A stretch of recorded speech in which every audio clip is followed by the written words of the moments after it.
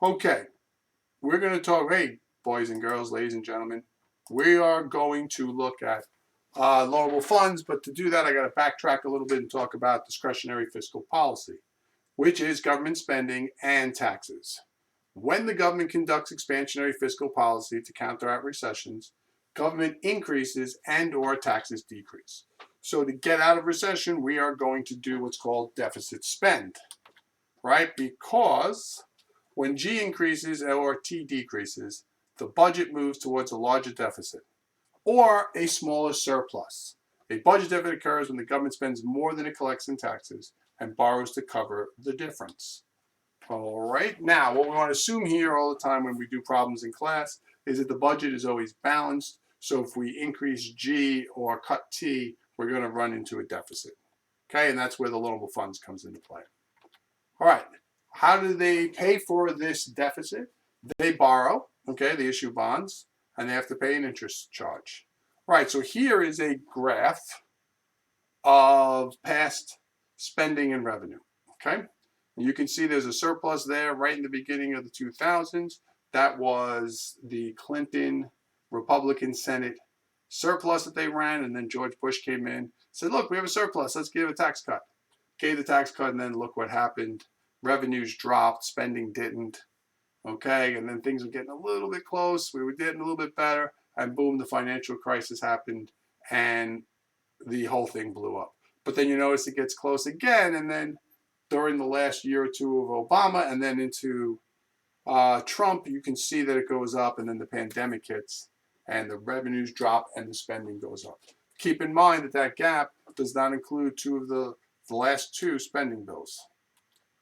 All right, this is just a quick graph again showing you the deficit. Who owns our national debt? Well, 32% of it is owned by American investors. People who say, you know what, it's a good investment, it's a safe investment, let me lend the money to the United States government. Federal Reserve holds 11.2%. We've talked about that in the open market thing. That's where they're holding the reserves. The U.S. government holds 5.7 trillion, 27%. And then the foreign sector is 29%, which is $6.2 trillion. All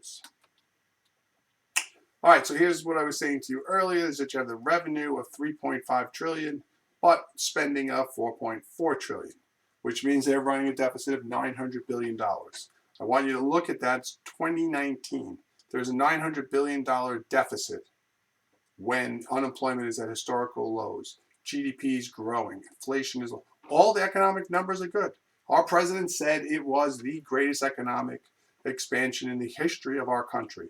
Yet we still couldn't balance the budget, all right? And if you notice on here, it tells us about the interest. $375 billion of that money is paying for old deficits. Okay, and here again, 8% of the money is to net interest. This is how much money is held by the being held, 22 trillion. 16.8 trillion of the money is held by someone other, by the public, not by our government, right? International holds 40%. And in this picture, Federal Reserve's at 39. All right, and then again, here's another breakdown. All right, foreign investment is 39%. Here's the numbers though, right? China's $1.18 trillion. Our deficit was normally that number in a year, right? And they own 1.18 trillion. So we don't owe all the money to them.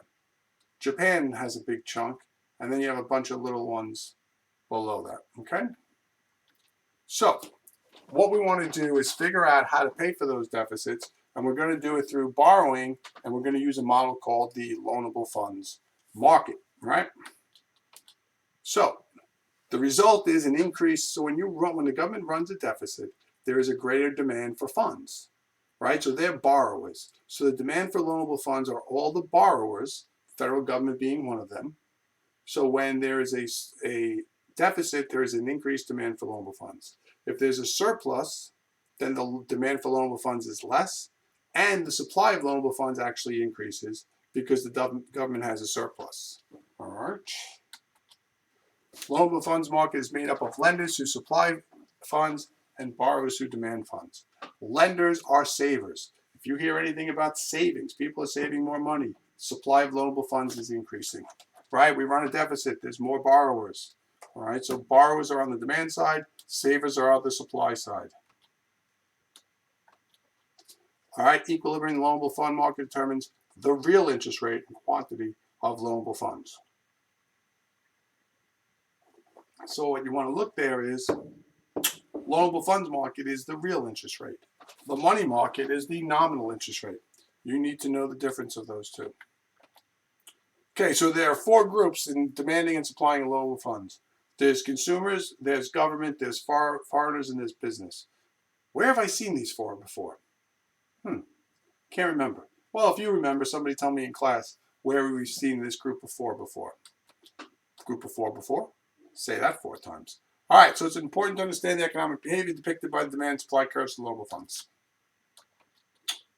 Demand curve is downward sloping. The lower, more loans are demanded at lower interest rates and fewer at higher interest rates. Upward sloping supply of loanable funds. The opportunity cost of saving is spending now. So if we save now because there's high interest rates, we can't spend now.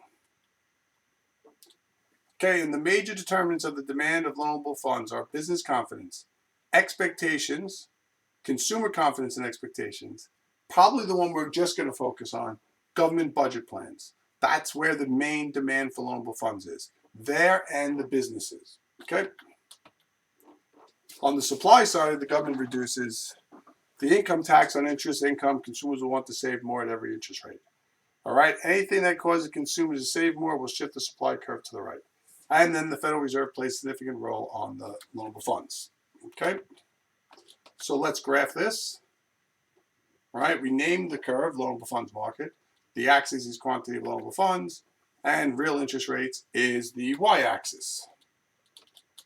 We do a little supply and demand. We have an interest rate, 4%, and we have a quantity. All right, so this is what the loanable funds market looks like. President Biden passes his $1.9 trillion COVID plan.